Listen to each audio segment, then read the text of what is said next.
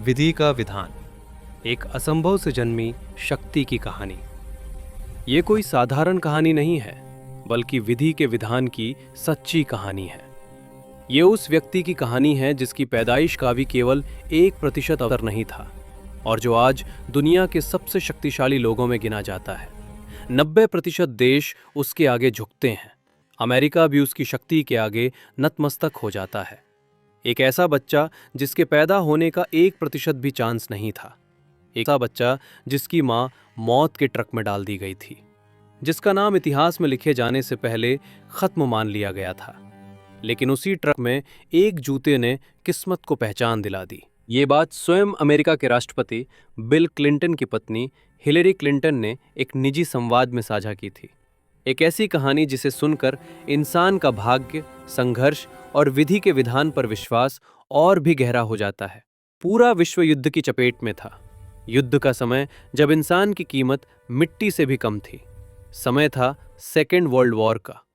चारों ओर तबाही, गोलियों की गूंज, बमों की बारिश और इंसानी चीखों से भरी धरती। रूस का एक सैनिक कई महीनों से फ्रंट पर तैनात आखिरकार 7 दिन की छुट्टी लेकर अपने पास के गांव लौटता है। उसके मन में सिर्फ एक ही सपना था, अपनी पत्नी को गले लगाना, उसकी आंखों में झांकना और कुछ पल के लिए युद्ध को भूल जाना। लेकिन जैसे ही वो अपने गांव की सीमा में प्रवेश करता है, उसके कदम खिठक जाते हैं। जहां घर थे, वहां अब सिर्फ लाशें थीं। चारों ओर बम गिरे थे, घर मलबे में बदल चुके थे। गांव नहीं, मानो शमशान बन चुका था। सड़कों पर ट्रक खड़े थे जिनमें लाशें भरी जा रही थी। उन्हें सामूहिक कब्रों में दफनाया जा रहा था, जैसे कोरोना के समय हुआ था। वो सैनिक दौड़ता हुआ अपने घर की ओर जाता है, लेकिन घर तो कोई था ही नहीं। वहां सिर्फ एक ट्रक खड़ा था और उस ट्रक के भीतर लाशों का पहाड़ था। उसका दिल जोर जोर से धड़कने लगता है। वो अपनी पत्नी को पुकारता है, लेकिन कोई उत्तर नहीं। एक जूता जिसने किस्मत बदल दी। तभी उसकी नजर जाती है ट्रक के ऊपर और नीचे दबी एक लाश पर। उस लाश के पैर नीचे की ओर लटक रहे थे और पैरों में पहने जूते, वो जूते वो पहचान गया।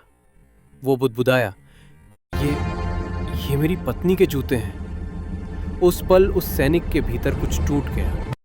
वो ट्रक में मौजूद सैनिकों से हाथ जोड़कर विनती करता है, कृपया इसे सामूहिक दफन में मत भेजिए, मैं इसे खुद दफनाना चाहता हूं। सैनिक मान जाते हैं। सैनिक कुछ अजीब महसूस करता है, जैसे कहीं कुछ अटका हो, जैसे हल्की सी सांस। वो घबरा जाता है। वो अपना कान उसकी छाती से लगाता है। वो जिंदा थी, मौत के ढेर में दबी, लेकिन जीवन ने हार नहीं मानी थी। बिना समय गवाए अपनी पत्नी को उठाकर डॉक्टर के पास दौड़ता है। डॉक्टर भी चकित रह जाते हैं। ये चमत्कार है, वे कहते हैं। कई घंटों की मेहनत, कई दुआओं और कोशिशों के बाद आखिरकार उसकी पत्नी को बचा लिया जाता है। वो औरत जो मृत्यु के ट्रक में जा चुकी थी, फिर से जीवन में लौट आती है। जहां उम्मीद खत्म होती है, वहीं से भविष्य शुरू होता है।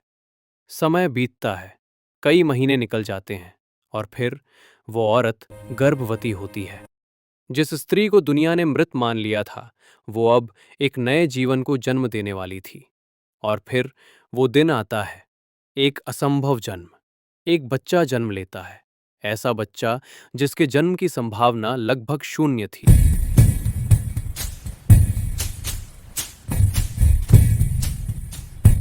कहा जाता है कि उस बच्चे का नाम था व्लादिमीर पुतिन।